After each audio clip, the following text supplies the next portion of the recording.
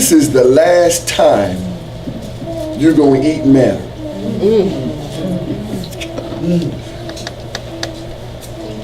For nearly now 37 years, God's been feeding them with bread from heaven. He's giving them quails, catching them in the desert at a temperature in around about 107 degrees in the summertime.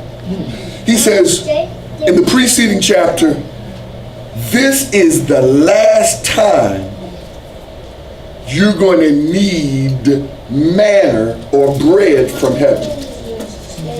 What I promised Moses, you will now have. I'm going to give you the sweet nectar. My God. The honey. I'm going to give you what I promised you. Joshua, prepare them. Who is this talking to Joshua in the preceding chapter, in chapter number 5? The Bible calls him a theophany. Everybody say a theophany. Theophany. We believe, theologians strongly believe, that it was not just an angel that Moses was speaking with. And the same way God spoke to Moshe in the 2nd and 3rd chapter of the book of Exodus, God speaks to Joshua the same way he spoke to Moses. And here is a man, a great stature, with a shield and a sword. And when I asked my rabbi friend the description of this person, and in the Hebraic understanding, and in their history, this man that Joshua is speaking to is a giant. And to be considered a giant, he had to have been at least 10 feet, 5 inches tall. He has a sword, hear this, a sword that's 5 feet and 4 inches. That's taller than most women. A sword that's taller than most women. And so when he receives this word, his eyes open, and here is this gigantic man who's speaking to Joshua, giving Joshua instructions, saying, this is the season that you're going to walk across. And as he receives the instructions, Joshua gets on his feet.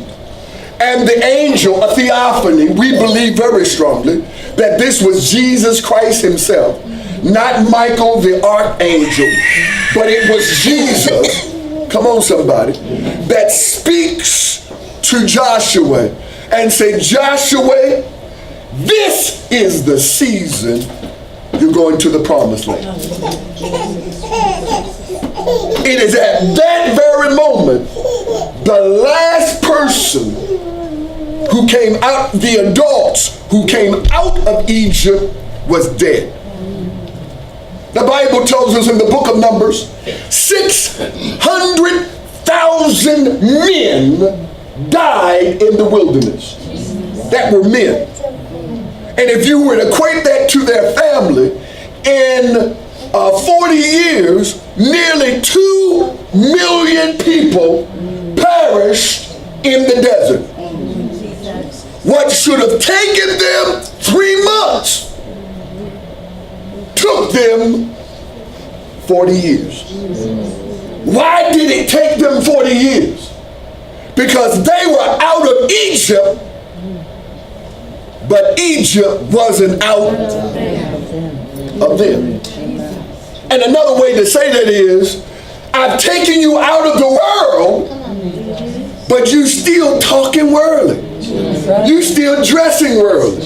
You still thinking worldly. Come on, somebody. You get mad with someone, you are going to your car, and you're not getting your Bible. Flesh and blood We're not wrestling against flesh and blood. Yo, Smith and Wesson will not answer this question. Come on, somebody. Oh, y'all not hearing me? What you gonna do when you take your earrings off and your high pumps off? Come on. You got Vaseline in your pocketbook. Come on. God is saying, until you get the world out of you, you're going to keep struggling to receive your miracle. And some of you are right there. You're in the church. But the church is only in you one day a week. How do you know? By the way you respond to obstacles. Give your neighbor a high five and say, you cried just too much. You just yeah. I don't like that. I don't want to go through. Come on now. But in order to get your miracle, you got to not grow up. You gotta grow. Touch your neighbor and say, to grow through is to go through. The Bible says, many are the afflictions of the righteous, but the Lord hath delivered them out of them all. Psalm number 34, many are your afflictions. Because you are godly, that sets you up for trouble. People are going to reject you. You can't live for God and be the friend to the world. They are supposed to slam the door. They are supposed to talk about you. They're supposed to take some goober dust out of their pocketbook and sprinkle it. They want to cut your hair. Come on, somebody. And put a concoction. But no weapon that's formed against me shall prosper. I don't care what you say, I'm still going to.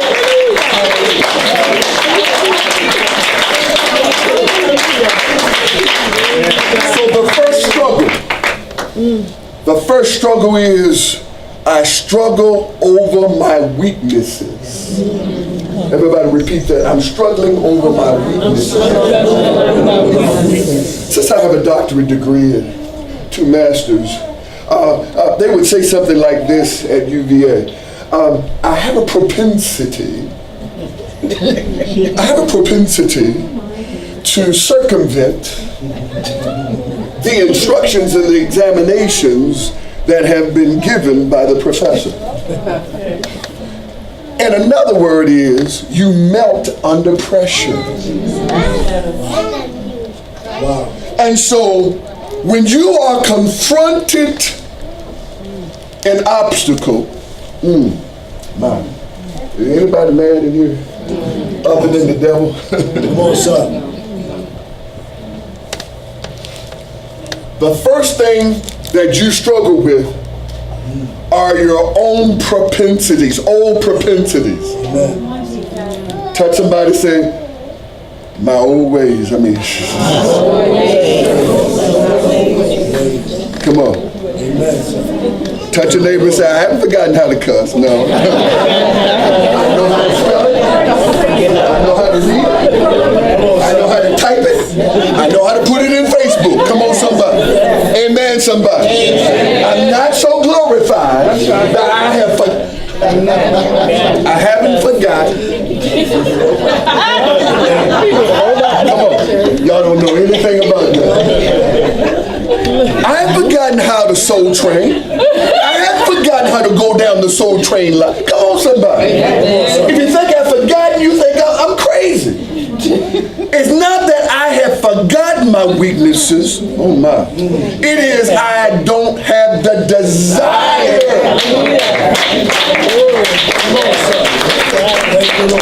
Come on, somebody. Hallelujah. Glory be to God. Holiday Inn. Motel 6. Y'all didn't hear me. I don't have the desire. Amen. And my wife from Brooklyn would kill me. Come on, somebody. Yes. I like to live. There you go. So your weakness messed with you. weaknesses that he's going to bring you through, your greatest weakness comes back to haunt you.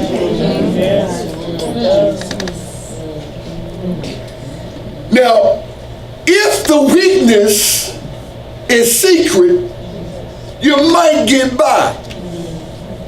But if other people know, come on. That's it, Pastor. Come on, somebody. That's it. Touch your neighbor and say, Pastor Carter has a propensity for poison. Come on, somebody. Y'all don't even know what poison is, don't you? All y'all do, y'all smell so good, just honey and lemons and, spring. There's a propensity to smell poison. Jesus. The perfume. Come on. Look at somebody and say, Pastor's talking about perfume. Come on. So here I am, walking with my wife.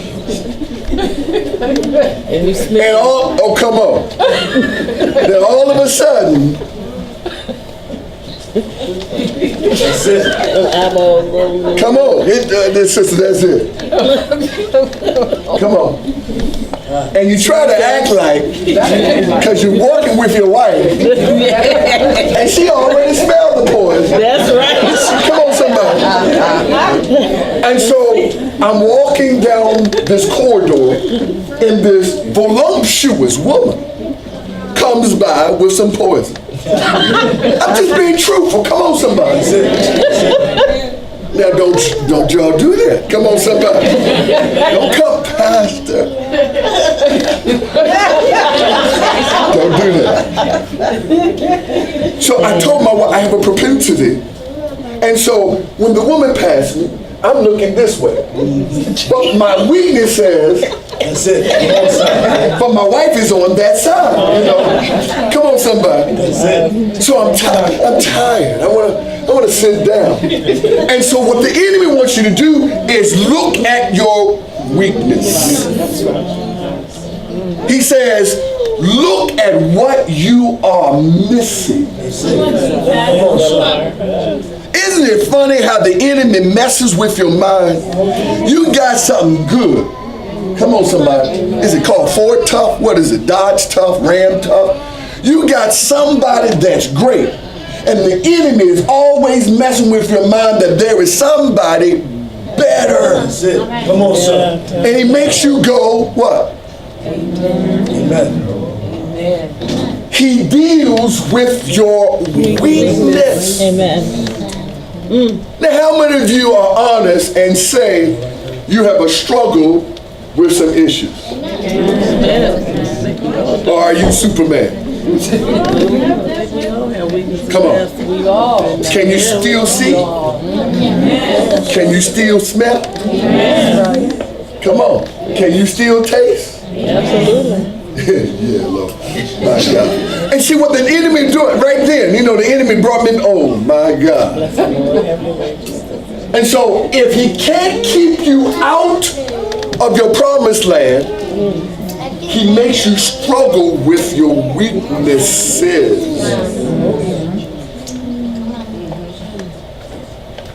The closer you get to the manifestation, Jesus.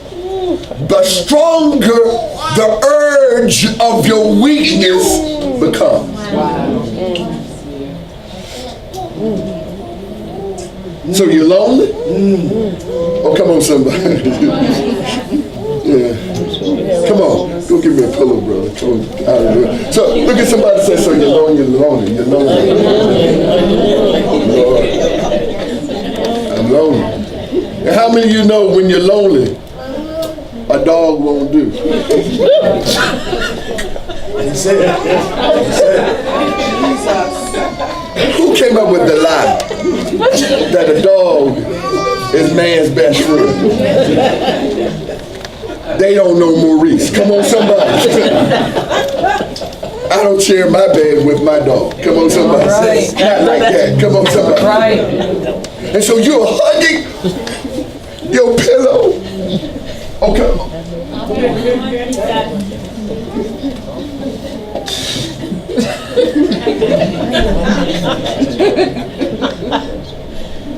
Come on, somebody.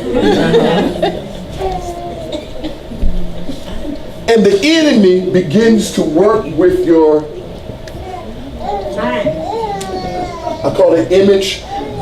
You begin to imagine. That's it.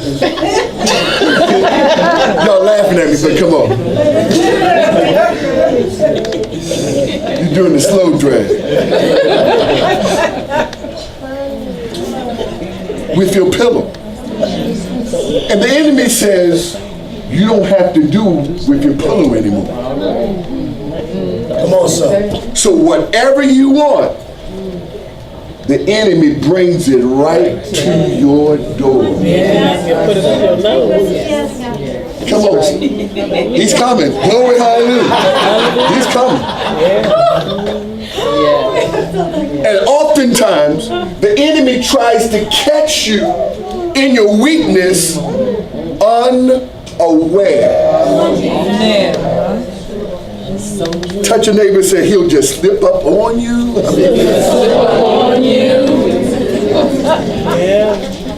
You be going down the food line aisle. You doing Scooby-Doo. I'm preaching.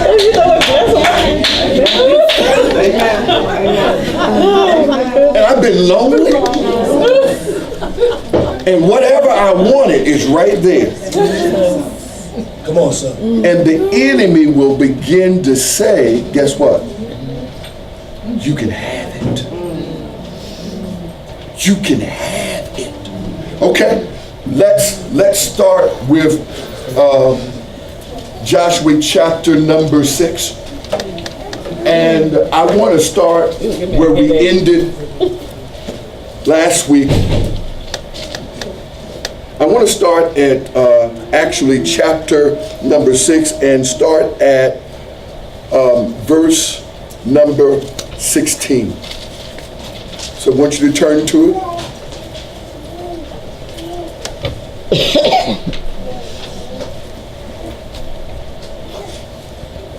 Does everybody have Joshua chapter number 6? Yep. And we're going to start at verse number 16. You have it? Amen. Okay. I'm going to read it. Now, last week, we talked about the men and the priests going before the people. And God gives Joshua, the angel, instruction to go around Jericho. Okay? Jericho is a 3-walled city, all right, sitting up on a hill.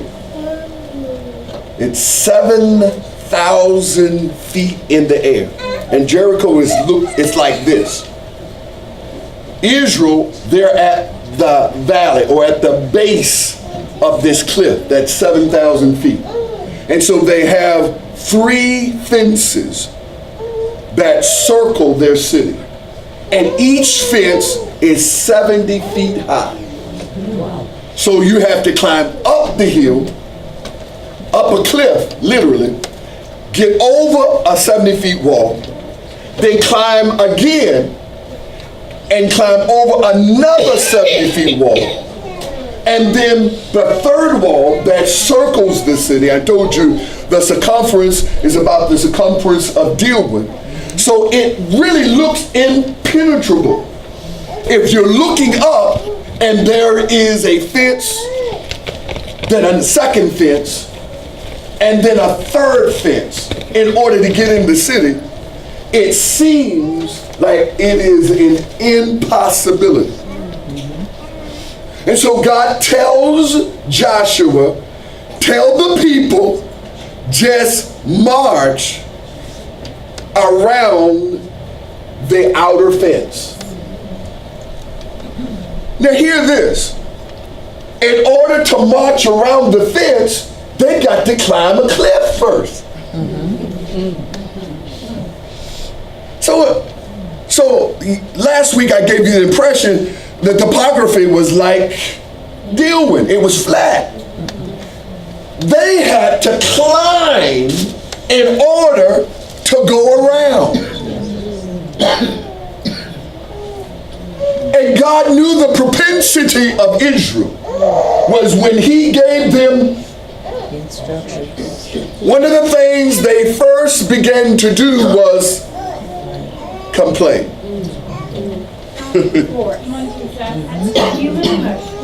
That's it. Joshua, you want us to climb this cliff and then go around the outer fence one time? Over 1 million people? Can you imagine 1 million people trying to circle Dealwood? And Dealwood is up on a cliff. What's this little mountain? Willis Mountain? Yeah. Willis Mountain is about 4,000 feet in the air, not very high. 7,000, that's probably an average little cliff on the Blue Ridge. Imagine having to climb up and grab rock as you go around. Over 1 million people. And the Lord says, tell them, Joshua, to shut their mouth. How many of you would have said, I gotta wash some clothes? How many of you would complain? Come on, son. That's it. Now, if I got a 750, 12 pistons shooting, and I can go around this thing in about 10 seconds.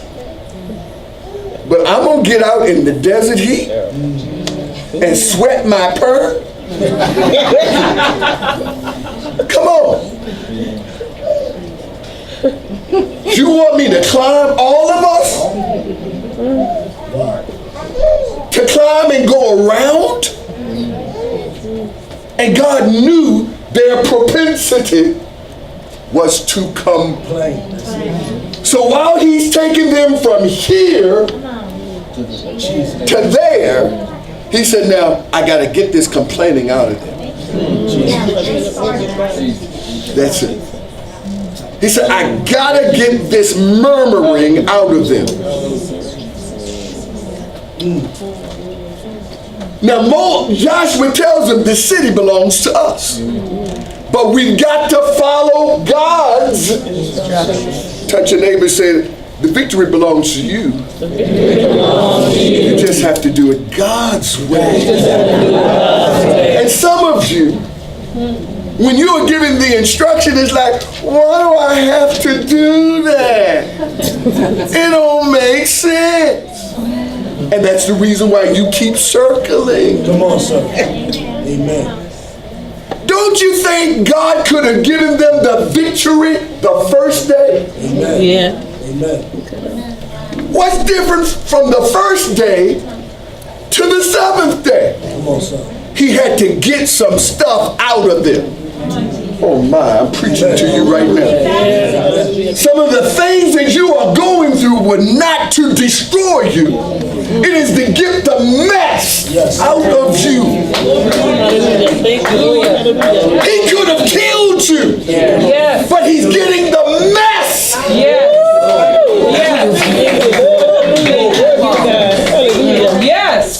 Some of you got to learn how to give God thanks for your battle. It is not to discourage you. It is to cause the stuff in you to come out. Anybody ever heard that song? I won't complain. I've had some good days. I've had some hills to climb. But I won't complain because I could be dead. I could have already been destroyed. And God said, I'm going to give you the victory because you're going to grow through. And the grow through is to give you a testimony. There is no victory without a test. Greater the test, greater your anointing. So some of you, please hear this, are going through literal hell with your family, with people on your job, in your community. That's because you are anointed. If I were to go through your test, I would fail. But God knows just the enough pressure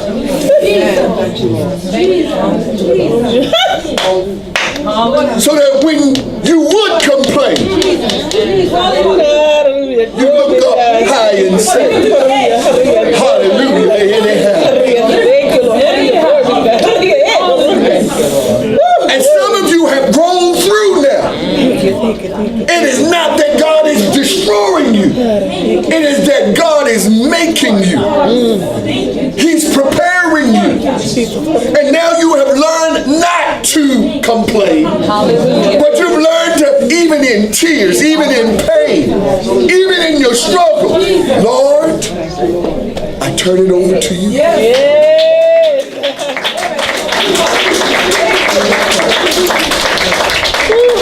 Shake your neighbor by the hand and say, he's trying to get it out of you. He's trying to get that out of you. He's trying to get the complaining out of you. He's trying to get the anger out of you. He's trying to get the depression out of you. He's trying to get that man out of your system. He's trying to get that woman out of your system. He's trying to get your enemies out of you. But it takes time. Time. Here we go. And it came to pass, verse number 16, and it came to pass at the 7th time, when the priest blew with the trumpets, Joshua said unto the people, shout, for the Lord hath given you the city, and the city shall be accursed. Listen to this. He says, when I give you the city, there are some things you're going to have to do. I'm not just going to give you the city without. Amen. You got to follow to the letter. He said, now, the walls are going to come down. But when the walls come down, the city is cursed. Why does he say the city is cursed? Let's see.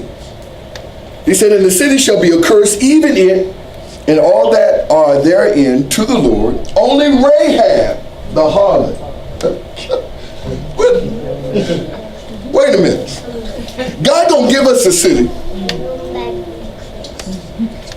And the stuff in the city is going to be a curse. He says, I want you to kill everybody in the city, except for a prostitute. Wait a minute, God. Everybody's going to die except Rahab the prostitute? I want you to save Rahab. Somebody say, why the prostitute? I mean, God got a deal with somebody? Why not? Rahab is a direct descendant. In her blood is David. Come on, somebody. In her blood is Saul.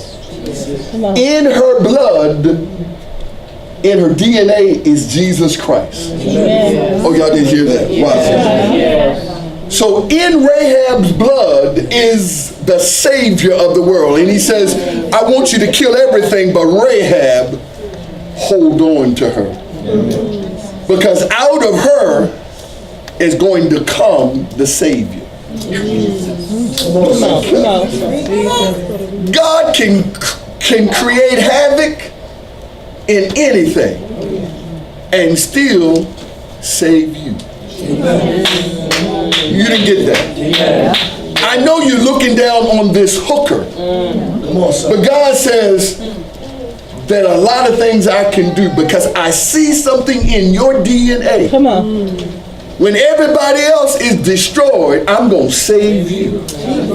Because out of you is going to come a miracle. Oh, y'all didn't hear that. Come on, sir. Hallelujah. I should have been dead when the man put the gun to my head. When I sold him some stuff that was, come on somebody. Look at somebody say it was baking soda, yeah. But I was purporting it to be something else. He could have pulled the bullet, but he said, I'm going to save that Negro. Because out of that Negro is going to come a nation. Come on, somebody. Amen. And God will save you to prepare your children. To prepare the next, oh my God, the next generation. All you thinking about is yourself. But God says, I'm looking at the next generation. And the generation after that, a generation that will know me. A generation that will, come on somebody. In your stomach is the great generation that will give God the praise. We got young people on the other side, 25, 30 young people. That is a nation that will truly know how to give God the praise. Give God the glory.